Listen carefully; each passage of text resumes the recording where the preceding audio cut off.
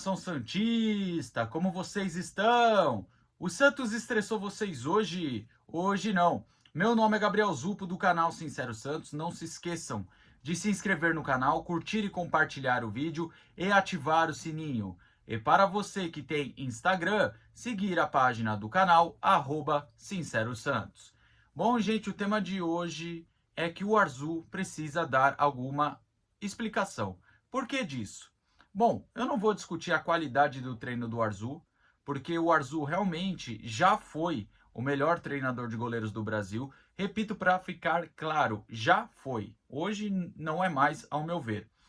Eu acho que o Arzu precisa dar explicações em relação à contratação do Vladimir ano passado e em relação ao Diógenes e o Mazzotti referente a esse ano. E eu vou explicar o porquê.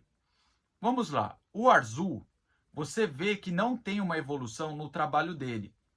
Quando ele foi considerado o melhor treinador de goleiros, é por causa da sua constância no clube, é muito tempo no clube, e também pelos goleiros do Santos que foram considerados os melhores do Brasil, como foi o caso do Vanderlei. Depois o João Paulo chegou a ser um dos melhores do Brasil lá em 2021-22. Então o Arzu teve mérito nisso, eu não posso negar.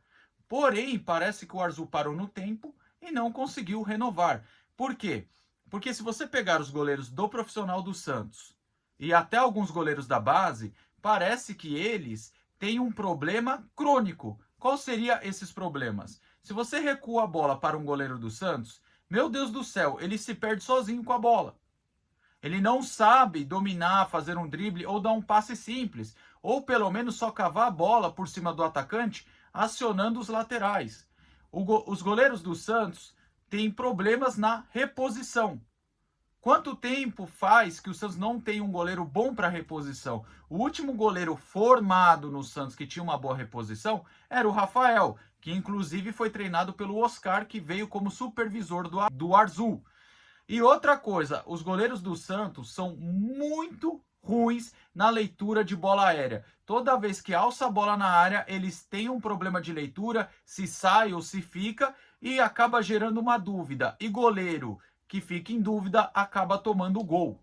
Então, assim, são fundamentos que não têm evolução. Você pode ver que após a saída do Vanderlei e até do Everson, o Everson é um goleiro que para mim foi muito mal aqui no Santos, saiu de forma polêmica também do Santos.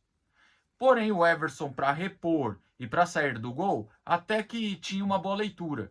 Só que assim, gente, vamos lá, João Paulo tem esses problemas. O John tem esses problemas, goleiro que também foi formado na base do Santos. Se você pegar o Vladimir mesmo, tinha esses problemas. O Gustavo Jundi, que até faz umas boas defesas, é bom goleiro, apresenta os mesmos problemas de João Paulo, John e Vladimir. Só que assim, está ficando crônico. O goleiro do sub-20 erra essas coisas, o goleiro do profissional erra essas coisas e ninguém consegue dar uma explicação. Por que o Arzu não inova o método de treino e tenta arrumar esses problemas dos goleiros? O fato dele bater bem na bola com as duas pernas é legal pra caramba. Só que assim, não consegue evoluir os goleiros. E eu trouxe esse debate aqui por quê? Porque a gente critica o João Paulo, a gente criticou o John, criticava demais o Vladimir, com razão, é claro, porque ele era fraco, mas ninguém fala do treinador de goleiros. Ninguém fala que essas indicações vêm do treinador de goleiros. Porque se você pegar a escalação do time titular e os goleiros relacionados, quem dá o palpite, quem ajuda o técnico a escolher o goleiro titular e os relacionados é o treinador de goleiros. E quem faz as contratações, analisa as contratações de goleiro também é o treinador de goleiros. Às vezes o treinador quer tal goleiro. Ele chega até o treinador de goleiros, ó, o que você acha tecnicamente? Então, essas contratações de goleiros e relacionados para o jogo tem o dedo do preparador de goleiros. Então, eu queria uma explicação do senhor Arzu. Por que eu queria uma explicação? Vamos lá, por que ele indicou o Vladimir ano passado? Sendo que o Vladimir tinha contrato com o Santos até 2022, tá? Aí, antes de encerrar o contrato, o Vladimir foi dispensado, inclusive foi jogar no Avaí, e chegou a atuar contra o Santos, porque nem empréstimo foi. Logo depois, O Arzu indica o Vladimir para voltar em 2023, com um contrato até o fim de 24. Só que depois de uma partida péssima do Vladimir, o Santos foi lá na calada da noite e renovou por mais um ano o Vladimir, até o fim de 2025. Então o Vladimir está no Guarani emprestado até o fim do ano, mas ele volta em janeiro para concluir o seu contrato até dezembro de 25. Então eu queria saber, Arzu, qual critério você usou para indicar o Vladimir, ok? Agora, em questão dos goleiros da base, hoje o Santos procura goleiro, e com razão. Dou razão para o Santos procurar goleiro, porque o Gabriel Brazão fez uma boa primeira partida. Porém, e se ele for expulso? Porém, e se ele acabar lesionado? E se ele não corresponder? Ele tem até 10 de julho para ter uma boa sequência e passar confiança para o torcedor e para a comissão técnica. Só que assim, a gente precisa de um goleiro para ser o reserva, ou talvez um goleiro melhor para ser o titular e a gente já confiar no Brazão pelo menos na reserva. Entende, gente? Então a gente precisa ter dois goleiros que confia. Não adianta ter um só. Então, o que eu acho? O Santos está procurando goleiro por quê? Porque não confia no Diógenes. Aí eu te pergunto, o que segura o Diógenes no Santos? O Diógenes não teve uma oportunidade no profissional. Já expliquei aqui o porquê, porque em alguns momentos, mesmo sendo o terceiro ou segundo goleiro, ele teve alguns problemas de indisciplina extra-campo, que fez com que o Santos, em alguns momentos, afastasse ele e tirasse ele dos relacionados. Então, se um goleiro, sendo o reserva, já estava causando, imagina como titular. Então o Santos deu uma segurada. O Diógenes, quando jogou a Copinha, eu não tive tanta confiança nele. Eu não vou ser aqui hipócrita e falar assim, pô, não coloca no profissional de jeito nenhum que não vai corresponder. Eu só estou falando a minha opinião. Na Copinha, ele já não me transmitiu segurança, então não teria segurança nele no gol do profissional. Porém, eu acho que todo jogador merece a sua oportunidade. Mas vamos avaliar aqui. O Diógenes não correspondeu na Copinha. O Diógenes, com essa procura de goleiro do Santos, já mostra que não tem a confiança da comissão. Então, o que segura o Diógenes? Por que não empresta o Diógenes? Por que não libera? O Diógenes foi afastado em janeiro.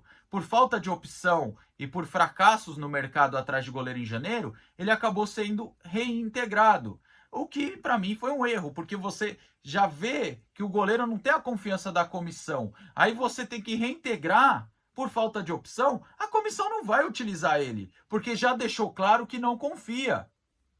Então, Arzu, eu queria saber de você o que segura o Diógenes, o que te fez indicar o Vladimir. E eu queria saber o que você fez na carreira do Paulo Mazzotti.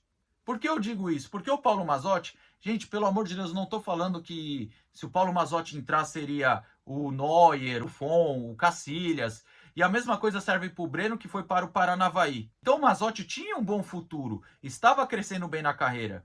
Ele jogou campeonatos do Sub-23, mas no profissional, no principal mesmo, nunca jogou.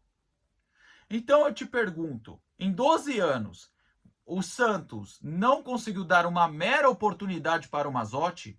Porque se ele está crescendo da forma correta, se ele está indo para a seleção de base, não merecia pelo menos uma oportunidade? Se ele realmente tem esse potencial, por que não deram uma oportunidade? Aconteceu algo nos bastidores que evitou essa chance para o Mazzotti. Beleza? Esse é o primeiro ponto.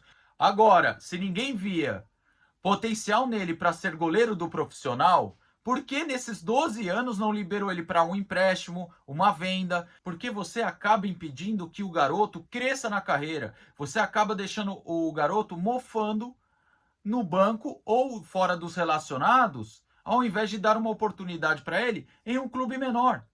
Sabe? Então, o que acontece? Essa preparação do Mazzotti, você vê um erro de planejamento do Santos. Repito, se em 12 anos você vê potencial nele, por que ele não recebeu uma oportunidade? E também, se em 12 anos você não viu potencial nele, por que não emprestou e por que não negociou, por que não liberou?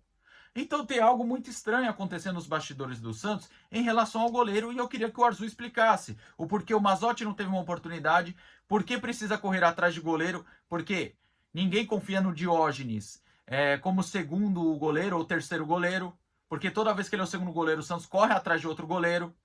Então eu queria uma explicação do seu Arzu, queria entender como ele indica os goleiros, porque a gente sabe que o Vladimir foi indicação dele.